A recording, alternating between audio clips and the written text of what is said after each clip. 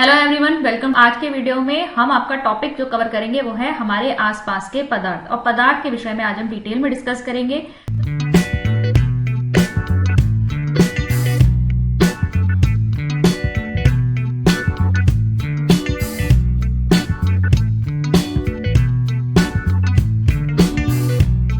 तो देखिए, सबसे पहले पदार्थ क्या है?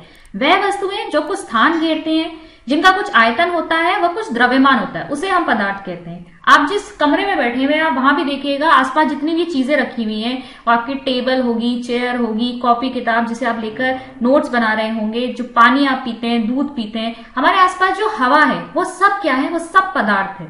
ठीक है। जो चीजें स्थान घेरती हैं और जिनका कुछ द्रव्यमान होता है, आयतन होता है, वे सब पदार्थ कहलाते हैं। जैसे हमने यहाँ पर एग्जाम्पल लिखे हैं, जल, कार, और मैंने बहुत सारे एग्जाम्पल जैसे आपको अभी दिए। अब ये पदार्थ बना किसका होता है? ये जितनी भी चीजें हमने देखी, ये सब छोटे छोटे कणों से बनी हुई है। तो पदार्थ किससे बना है? छोटे छोटे कणों से बना हुआ है। छोटे छोटे कण हैं जिनसे मिलकर पदार्थ बनता है। पदार्थ के कणों में और बात करें तो ये निरंतर गति की स्थिति में रहते हैं। ये जो पदार्थ है ना, एक जगह पे स्थिर नहीं रहेंगे, ये निरंतर गति करते रहेंगे। पदार्थ के कणों के बीच में रिक्त स्थान होते हैं। ठीक है। जैसे आप ये देखिए, मैंने एक कण यहां बनाया, एक कण यहां बनाया, इनके बीच में थोड़ी खाली जगह है। ठीक है, रिक्त स्थान है। और लास्ट है हमारा, पदार्थ के कण एक दूसरे को आकर्षित करते हैं। ठीक है। तो ये जितने भी कण हम देख रहे हैं, ये एक दूसरे के ऊपर एक आकर्षक बल लगाते हैं, जिसकी वजह से एक दूसरे के साथ रहते हैं। और इस बल को हम क्या कहते हैं? इसे हम कहते हैं अंतरा आणविक बल। तो ये कुछ पॉइंट्स हम ध्यान में रखेंगे। पदार्थ छोटे छोटे कणों से बना हुआ है। इनका जो साइज है वो इतना छोटा है जिसे हम अपनी आंखों से देख नहीं सकते। पदार्थ के कण जो है निरंतर गति की स्थिति में रहते हैं। अच्छा, एक बात और, जब पदार्थ के कण निरंतर गति की स्थिति में रहते हैं, इसका अर्थ यह है कि इनके अंदर कैसी ऊर्जा है? इनके अंदर गतिज ऊर्जा है। दो तरह की आपकी ऊर्जाएं होती हैं, गतिज ऊर्जा और स्थितिज ऊर्जा। ठीक है। कोई चीज अगर हाइट पे रखी है या उसके शेप की वजह से उसके अंदर स्थितिज ऊर्जा होती है, लेकिन अगर कोई चीज चल रही है तो उसके अंदर कौन सी ऊर्जा होती है? गतिज ऊर्जा। तो हम कह रहे हैं कि पदार्थ के कण जो है वो निरंतर गति कर रहे हैं, इसलिए इनके अंदर क्या है? गतिज ऊर्जा है। इंग्लिश में क्या कहते हैं? Kinetic energy. और ये काइनेटिक एनर्जी जैसे जैसे तापमान बढ़ता है, वैसे वैसे काइनेटिक एनर्जी भी बढ़ती है। यानी अगर तापमान में वृद्धि कर देंगे, तापमान बढ़ा देंगे, टेम्परेचर को इंक्रीज कर देंगे, तो काइनेटिक एनर्जी भी इंक्रीज हो जाएगी, यानी कि इन कणों की जो गति है वो भी तेज हो जाएगी। ठीक है। इसके अलावा और पॉइंट हमने क्या देखे कि इन पदार्थ के कणों के बीच में रिक्त स्थान है और पदार्थ के कण एक दूसरे के ऊपर एक आकर्षक बल लगाते हैं, जिसे अंतरा आणविक बल कहा जाता है। आगे बढ़ते हैं। ये देखिए, अब देखिए पदार्थ के जो कण हैं ये किस अवस्था में है, किस स्थिति में है, किस तरीके से अरेंज्ड है, इसके बेसिस पर तीन तरह की अवस्थाएं इसकी बता सकते हैं। देखिए, अवस्थाएं वैसे पदार्थ की 5 होती हैं अब। ठीक है, 5 अवस्थाएं हैं। ठोस, जिसे हम इंग्लिश में सॉलिड कहते हैं, द्रव, जिसे हम इंग्लिश में लिक्विड कहते हैं, और गैस, जिसे इंग्लिश में भी गैस कहा जाता है। इसके अलावा आपकी चौथी स्टेट है प्लाज्मा। ठीक है। और 5वीं स्टेट है बीईसी, बोर्स आइंस्टाइन कंडेंसेट। ठीक है। अब देखिए, प्लाज्मा क्या है? जो आपकी इनर्ट गैसेस होती हैं, जैसे हीलियम हो गया, जेनॉन हो गया, नियॉन हो गया, आर्गन हो गई, ये सारी जो इनर्ट गैसें, निष्क्रिय गैसें, ठीक है, जो आसानी से रिएक्ट नहीं करती, ये जब आवेशित हो जाती, इनमें जब आयनाइजेशन हो जाता है, इनके ऊपर या तो प्लस या नेगेटिव चार्ज आ जाएगा, तो ये क्या बनाती हैं? प्लाज्मा बनाती हैं। ठीक है। सन में उपस्थित होता है, स्टार्स में उपस्थित होता है प्लाज्मा।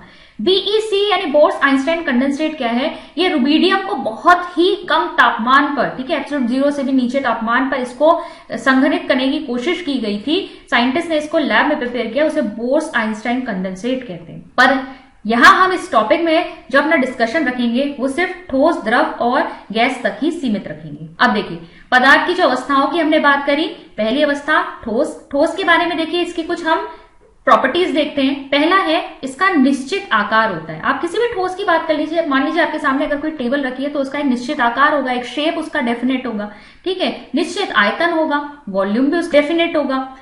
फिर इसमें कोई बहाव नहीं होता। ठीक है, फ्लूइड नहीं है, बह नहीं सकता ये। जो चीजें कठोर होती है उन्हें हम कहते हैं इंग्लिश में रिजिड, कठोर होती हैं, ठीक है। इसमें बहाव की जो प्रॉपर्टी है, टेंडेंसी है, वो इसमें नहीं पाई जाती है। रिजिड होते हैं, कठोर होते हैं। इनके ऊपर अगर आप फोर्स लगाने की कोशिश करेंगे, इनके ऊपर बल लगाएंगे तो उस फोर्स से ये टूट सकते हैं, लेकिन ये फ्लेक्सिबल नहीं है, ये बहेंगे नहीं, बेंड नहीं होंगे, ठीक है। इसके अलावा ठोस में जो कण होते हैं वो बहुत पास पास होते हैं, ठीक है। हमने अभी पीछे वाली फोटो में भी देखा था। ये देखिए ठोस में आप देखिए कणों की जो प्रकृति देख रहे हैं किस तरीके से है। यहाँ पर इन ठोस के बीच में आप देखेंगे जो रिक्त स्थान है वो बहुत ही कम है। इनके बीच में जो आकर्षक बल होते हैं, अंतराणविक आकर्षक बल, वो बहुत ही ज्यादा स्ट्रॉन्ग होते हैं।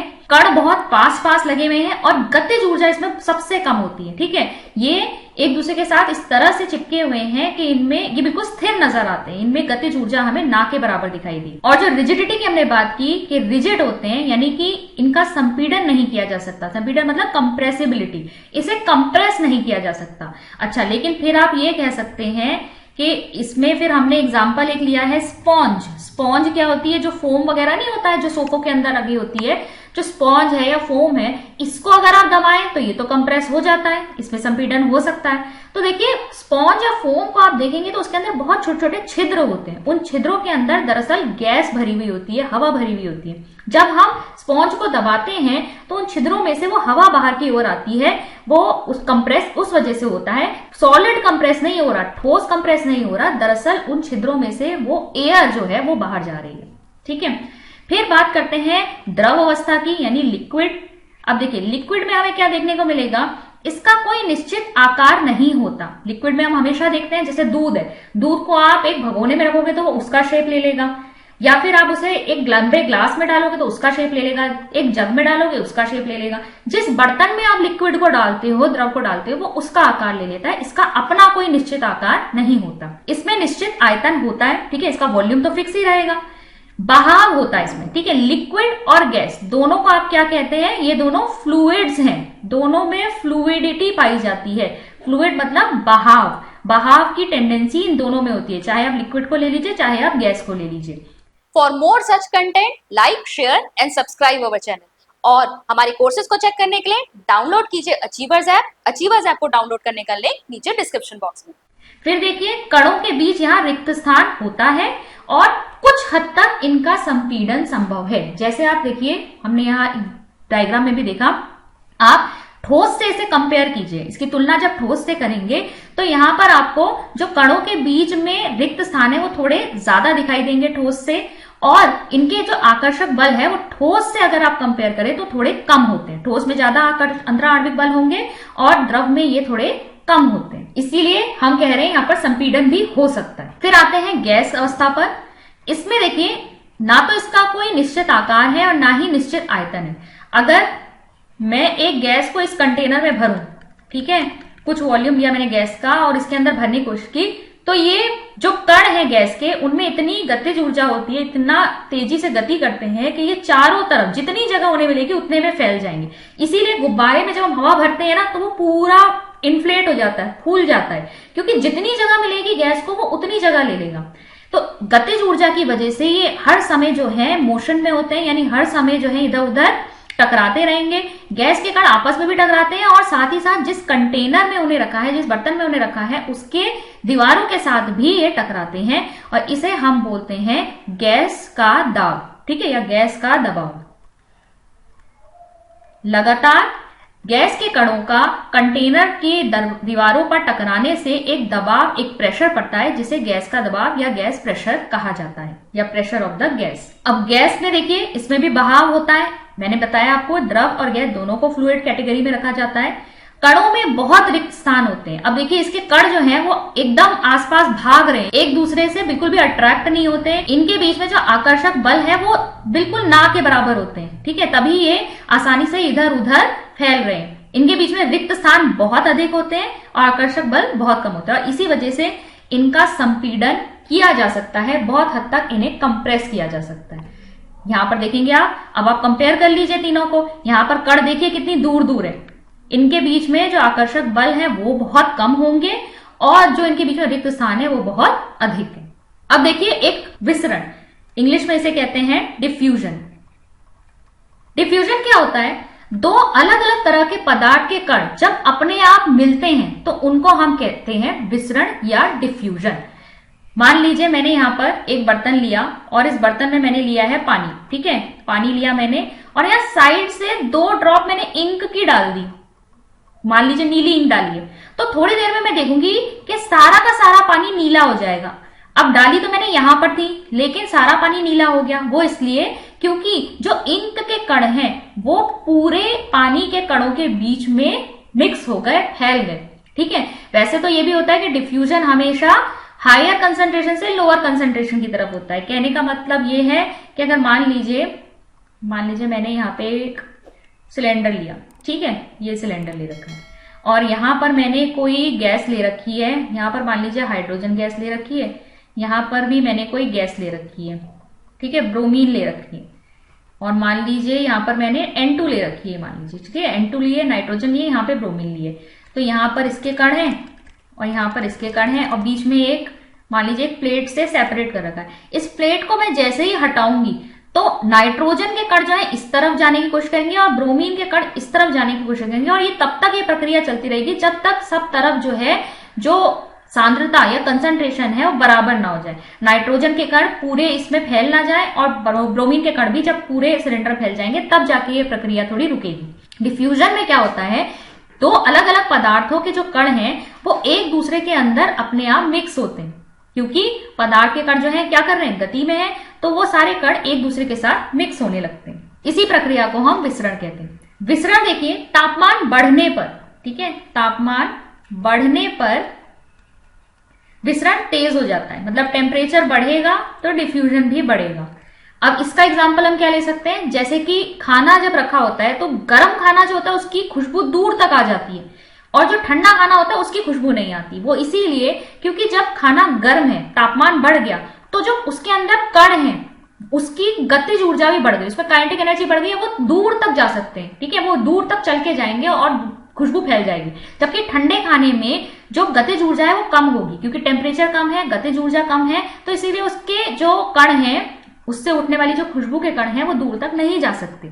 ऐसे ही अगरबत्ती का एग्जाम्पल भी आप ले सकते हैं। अगर मैंने कमरे के एक कोने में अगरबत्ती जलाई है तो उसकी खुशबू दूर दूर तक फैल जाती है। ये भी विसरण का ही एक एग्जाम्पल है, ठीक है। यहाँ पर जो अगरबत्ती के कण है वो हवा के कणों के बीच में बहते हुए, मिलते हुए दूर तक चले गए। विसरण की जो प्रक्रिया है वो जलीय जीवों के लिए बहुत ज्यादा लाभप्रद रहती है। कैसे है, जैसे ऑक्सीजन हो गई, ठीक है, कार्बन डाइऑक्साइड हो गई। हमें पता है जो पेड़ पौधे हैं वो कार्बन डाइऑक्साइड लेते हैं और ऑक्सीजन देते हैं, और जो जंतु हैं वो ऑक्सीजन लेते हैं, ठीक है, और कार्बन डाइऑक्साइड रिलीज करते हैं। तो ये दोनों ही गैसें जो हैं हमारे जीवन के लिए बहुत ही महत्वपूर्ण है। तो जल में रहने वाले जो जीव है वो अब कहाँ से लेते हैं ऑक्सीजन और कार्बन डाइऑक्साइड? वायुमंडल से जो ऑक्सीजन और कार्बन डाइऑक्साइड है वो जल में डिफ्यूज हो जाती है, यानी उसका विसरण हो जाता है, और जो जल में रहने वाले पेड़ पौधे और जानवर हैं वो ये डिफ्यूज्ड ऑक्सीजन, जल में घुली हुई जो ऑक्सीजन और कार्बन डाइऑक्साइड है उसी को उपयोग करके जीवित रहते हैं। अब देखिए ये इंपॉर्टेंट है, इसको आप याद रखेंगे एमसीक्यू के पॉइंट ऑफ व्यू से। अंतरा आणविक बल के आधार पे अगर हम देखें तो सबसे ज्यादा अंतरा आणविक बल हमें किसमें मिलेंगे? अट्रैक्टिव फोर्सेस, ठीक है, आकर्षक बल सबसे ज्यादा ठोस पे होंगे, उससे कम द्रव में, सबसे कम गैस में। कणों के बीच के रिक्त स्थान का अगर हम देखें किस तरीके से ऑर्डर रहेगा, सबसे ज्यादा गैस में होते हैं, उससे कम द्रव में, फिर सबसे कम ठोस में। कणों की जो गति या गतिज ऊर्जा जो कणों में होती है उसके आधार पर अगर हम देखें तो सबसे ज्यादा गतिज ऊर्जा होती है गैस के कणों में, फिर द्रव में, फिर ठोस में होती है सबसे लीस्ट, ठीक है। विसरण की गति अगर हम देखें तो किसमें सबसे ज्यादा होती है?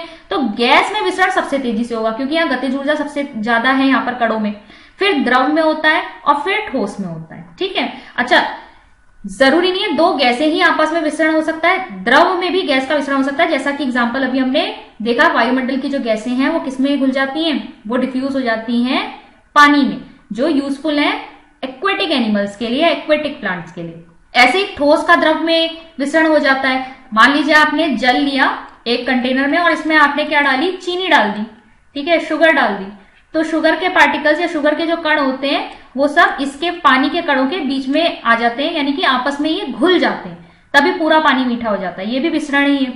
फिर संपीड़न के आधार पे देखें तो ऑर्डर क्या रहेगा हमारा? सबसे ज्यादा संपीड़न किसका हो सकता है? गैस का, फिर उससे कम द्रव का, और फिर सबसे कम होता है ठोस का। अब देखिए अगर डेंसिटी की बात करें, जो घनत्व होता है आपका, ठीक है, घनत्व क्या होता है? मास अपॉन वॉल्यूम, ठीक है, मास अपॉन वॉल्यूम, इकाई आयतन में कितना द्रव्यमान है। घनत्व के आधार पे देखिए तो सबसे जो ज्यादा घनत्व होता है वो सॉलिड यानी ठोस का होता है, फिर उससे कम होता है लिक्विड का यानी द्रव का, और सबसे कम होता है गैस का। ठीक है, लेकिन अपवाद हमें किसके केस में देखने को मिलता है, जो ठोस बर्फ होती है। अगर हम सॉलिड की बात करें तो पानी तो यहाँ बर्फ के फॉर्म में होता है, अगर हम लिक्विड की बात करें तो ये वाटर के फॉर्म में यानी जल के फॉर्म में होता है, और अगर हम गैस की बात करें तो ये वाष्प यानी वाटर वेपर के फॉर्म में होता है। ठीक है, तो पानी की अगर हम बात करें तो तीनों ही फॉर्म में एग्जिस्ट करता है। जो ठोस बर्फ होती है उसका घनत्व वाटर से भी कम होता है, पानी से भी कम होता है, और इसीलिए हमें देखने को मिलता है कि बर्फ जो है वो पानी के ऊपर फ्लोट करती है, तैरती है।